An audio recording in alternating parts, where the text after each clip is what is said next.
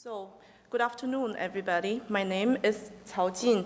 Many thanks to Professor Depihou and Dr. Merkel for inviting me today here so that I have this great opportunity to present my topic. As you can see, there is a very beautiful cash tree on the title page, and we will talk about it now. So, if we compare monetary system in East Asia to the ones in Europe and West Asia, then one very basic difference has survived until the end of the 19th century, the way of producing coins. Coins in the West were usually hammer-struck or later machine-pressed. East Asian coins were cast. This was not marginal because it included differences in production techniques, working processes, and requirements of labor and organization in the mints. Amount, fineness, and quality of the produced coins influenced the monetary and thus economic histories of the respective societies as well. Today, I want to show these technological and organizational differences from the perspective of the Chinese monetary system and discuss the problems which were related to them. In order to do so, I will first talk about the three phases of coin casting technology in Chinese history. We will then focus on the last and most important stage, which is called sand casting. We will look at aspects of production technology, of organization and labor division, and of production and productivity. Finally, I will make an attempt to compare these aspects with the situation in the West. So let's first start with the upright casting with piece modes. It was practiced for almost 1,000 years until 600 BC with clay modes. Later, the use of stone modes became more established. They could be used more than once, but easily became brittle and break during casting. As a consequence, bronze modes were introduced soon. The inside volume of the modes became bigger so that more coins could be cast at once. One mode could produce up to several dozens of coins, and it could be used over a longer time. As you can see here, the first picture is it's an unfinished clay mode from Warring State for knife money, and the second is a stone mode for spade money, and the last one is a bronze mode for Wuzhu coin in the Western Han Dynasty. The casting in those modes worked like that two mode sections were placed together. The core was inserted into the top, and the molten metal was poured into it and was formed by the cavity in the core. And then the second phase is called stack casting. When is this stack casting method appeared is still in debate. Other than for the piece mode casting, stack casting works like this, that large numbers of identical modes were arranged together and all linked to one common casting gate. Like this, a large number of castings could be made in one single pool, saving time, labor, metal, fuel, and refractory material, and thus increasing production efficiency. During one casting process in the 1st century AD, as many as 184 coins could be produced, which could not have been achieved with the upright casting technique before. This method was applied until the 6th century AD and got always improved.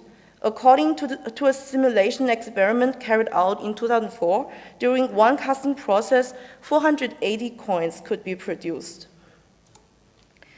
In China, the stack casting was thereafter replaced by the method of sand casting, while in Vietnam, until the late 19th century, it was still recorded by the French as the common standard before they introduced the Western ways of coinage there. You can see it's actually this illustration depicts the same method as I showed before. It's in Vietnam, 1905. Okay, now we come to the third phase. How does sand casting work? For sand casting, modes were prepared from fine sand reinforced with an organic binder and contained within a wooden box. A pattern of 50 to 100 matrix coins, either individually made or identical copies of a single master cache, were pressed lightly into the surface, and then a second mode box was placed face down on top. An impression was thus taken of both sides of the mother cache pattern. The mode boxes were then turned over and separated so that the matrix coins remained on the lower mode surface.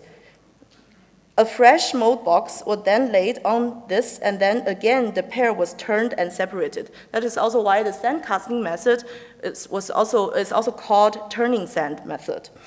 In this way, a series of two pieces modes were obtained. After clearing out casting channels between the coin's imprints and making a central runnel, the boxes were fixed together in pairs and arranged together with other pairs in an upright position. These two pictures to the left is actually one page of an open book, so that's why it's actually the process coming first from the right and towards the left. Okay, then the next step is when the melt was ready, it was poured into the sand molds and formed so-called cache trees of coins connected by the casting runnels. These trees were in the end broken off, and the coins had to be filed, cleaned, and polished in different ways in order to obtain their final appearances. And the illustration here we are looking at is from the famous Tiangong Kaiwu, the exploitation of the works of nature, which described the process in the early 17th century. Here we can see another fine depiction from the early 18th century Japan, where the process was applied in a very similar way. As you can see here, first press the matrix coins in the sand, then you prepare the sand molds, then bind them. Does it work? Okay. You can see there the sand boxes are binded, and here in the middle, this picture, I will talk about it later. We first have a quick look at this scroll. Okay, then you can see the metal is melted and pulled into the core. Then you get a cache.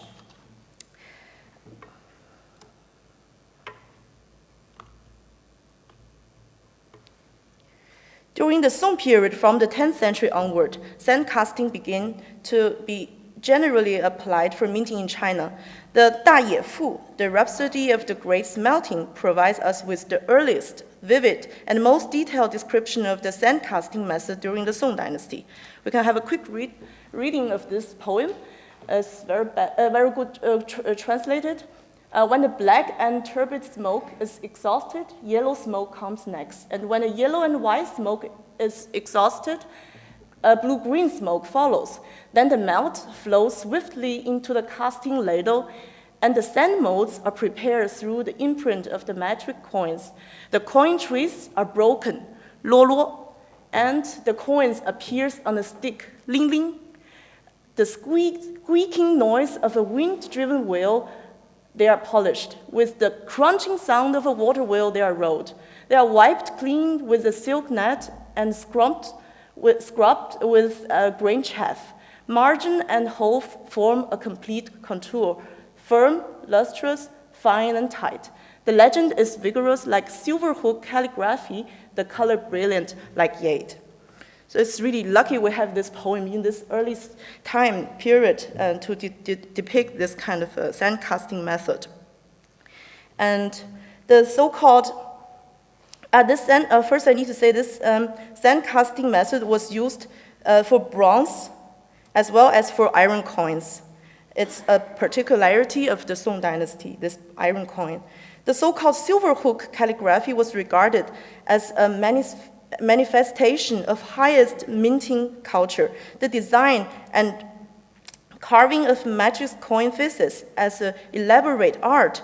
At times, the emperor's own handwriting was employed for this purpose. This is just one example to show how the calligraphy looks like, that as they metaphored as silver hook.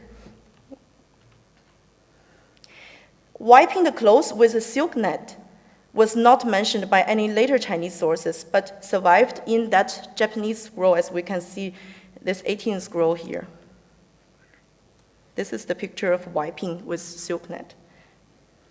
Then we come to the Ming period. Under the Ming dynasty, there were several new inventions. First is the ox hoof nails were used as an ingredient for the production of crucibles. Later, they were replaced by salt. The second new invention is this mold smoking. It was applied in calling to facilitate demolding the finished coins. This technique remained in use in Japan as well, but was not recorded for China under the Qing dynasty. That is this picture before we have seen.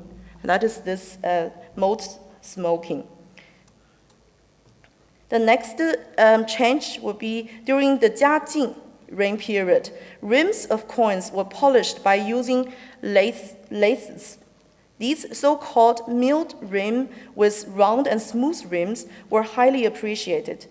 About 100 years later, as depicted in Tiangong Kaiwu, several hundred coins were drawn on bamboo or wooden sticks and filed together, as you can see in this picture. These cheaply made coins were called one stick or thinners and were at first regarded scarcely different from counterfeit coins and refused by merchants to accept as payment from the state. The last but not the least change in this dynasty is that the coin's alloy was changed from a heavily leaded bronze to a lightly leaded brass. You see now we are actually at this 16th century. You can see the difference. Then the changes in casting technology carried out during the Qing period was smaller compared to those in the Ming period. The only differences was that in the Qing period, the step of this mold smoking disappeared. Except for that, the whole working process remained the same. However, one important development in the mints was that the organization became more systematic. This is what we're going to talk about now. From a source from the 11th century, we know that there was already a division for a whole bronze cash mint into 2 departments, and for each of them into 8 different sections. Unfortunately, it is not clear what the 2 departments and 8 workshops were. More information we can acquire from an iron cash mint from the Southern Song period. It was recorded that there were 3 steps of casting coins, namely a workshop of making sand molds, a workshop of polishing coins, and a workshop of arranging and ordering. Concerning workers in the mints during the Northern Song period, the biggest mint had about 1,000 workers. Several hundred was a common situation. In the Southern Song period, the number of workers declined to between several dozens to circa 300. There are 4 types of workers: skilled handicraftsmen, normal unskilled workers, soldiers, and prisoners. It was thus a mixture of craftsmen and corvée workers. Very few records remain about the payments. We only know that the workers had regulated holidays and receive a kind of percentage coins. During the Ming Dynasty, 8 types of craftsmen were distinguished. 3 are in the casting process and 5 for the finishing of the coins. This suggests a special attention to the later stages for the minting process. In comparison to the Song period, there are more skilled craftsmen than corvée laborers. Originally, the work of grinding coins should be carried out by corvée workers who had no special skills at all. However, it turned out that they could not operate the lathes well. Thus, the rims of the coins did not become even and smooth. The result was to hire the skilled craftsmen again. For the situation during the Ming Dynasty, we for the first time have the names of the different types of workers. Though there is no information on their individual income or the money spent on every type within the production process, we have numbers on the labor cost for the casting process involving 3 types of workers, and on the polishing process involving 5 types. So here you can see for the casting process, with these 3 types of workers, the cost stands for 60% of the altogether cost in the shadow. And the polishing process, only 40%. Here we have a picture depicting a mint during the Qing period. It displays 1 working unit or 1 furnace unit. You can see this how to point here. This black box in the middle is a furnace, and the working unit is always calculated by furnace, so to say, and different types of workers can be seen around it. During the Qing period, organization and labor division became increasingly standardized. Based on the working experience from the of the Ming period, 8 types of workers as well as steps of labor were settled down.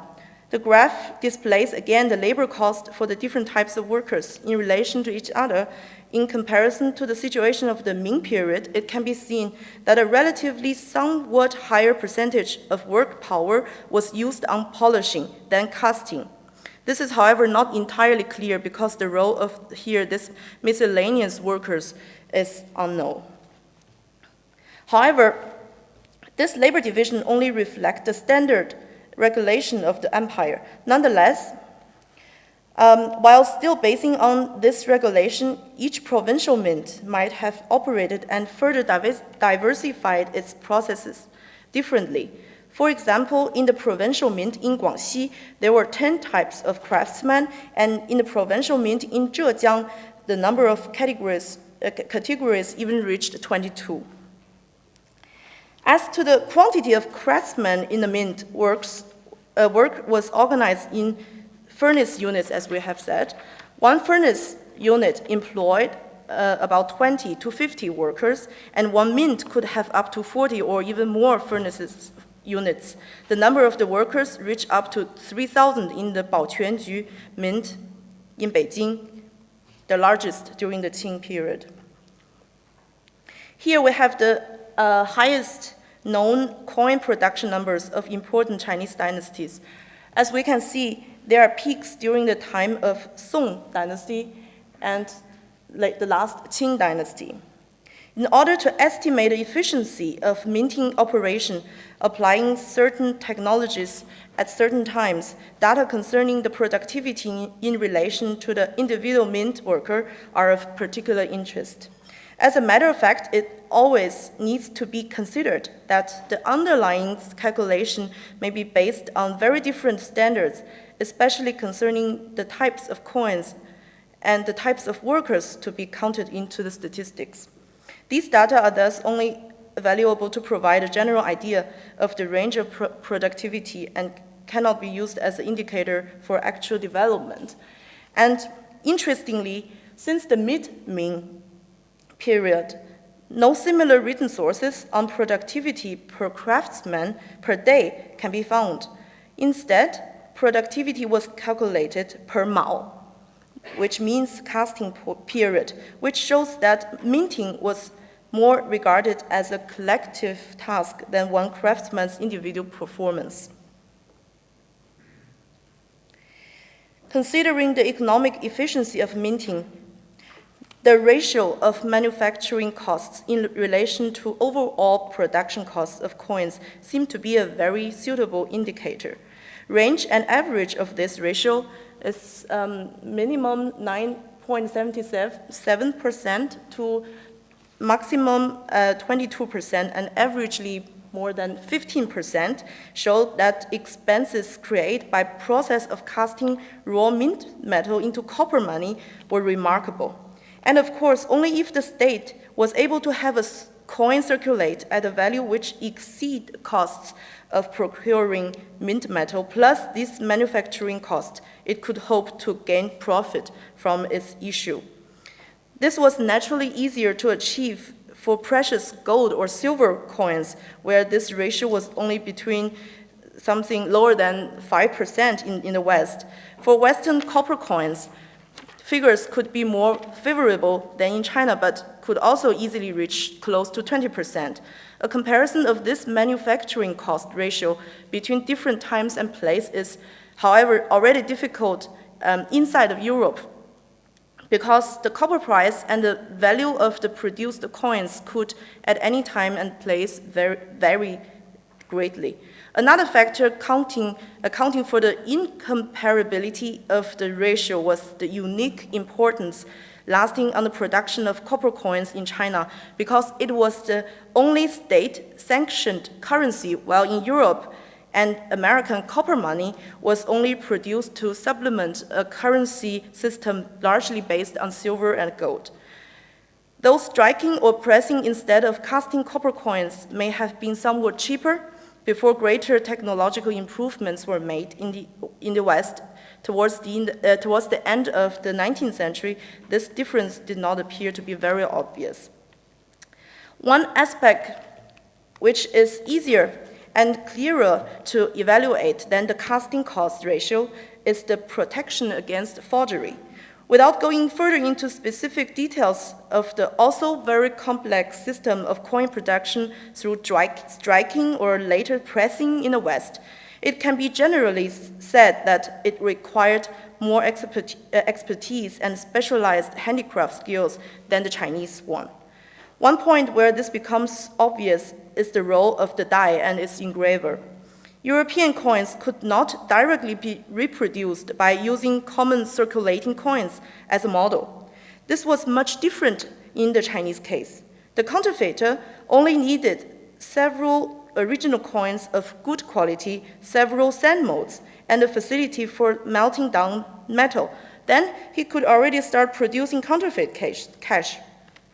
This went so far that in the case of large-scale counterfeiting at the end of the 18th century, the emperor has to admit, sighing, that the quality of the forgeries was even superior to many a coin produced in the mints of the state.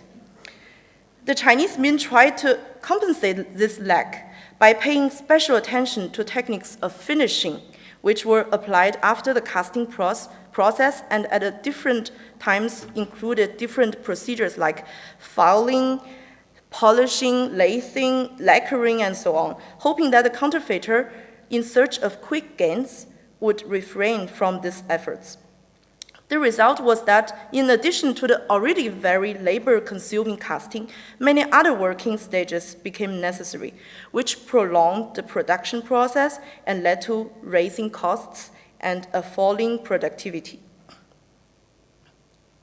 During the late Ming and Qing periods, when Chinese coin casting technology was stagnating, but the Western minting technology witnessed numerous important developments. With further improvements in the technology of die engraving, and the latest with the beginning of mechanization by the introduction of the screw press into minting from 1530 onward, its superiority under the aspects of productivity, labor intensity, precision, and thus protection against forgery became increasingly obvious. So the last slide here, I will show that in the 1887, the Governor General of Guangdong, Zhang Zhidong, his name, ordered a British company to build up a new mint in Guangzhou, which was able to produce 2 million copper coins and 100,000 silver coins per day, using 90 screw presses of the newest technological standard. At that time, the Guangzhou mint was the largest in the world. In the next years, others followed its example, and around the end of the 19th century, the entire minting system of China had been transformed. Thank you for your attention.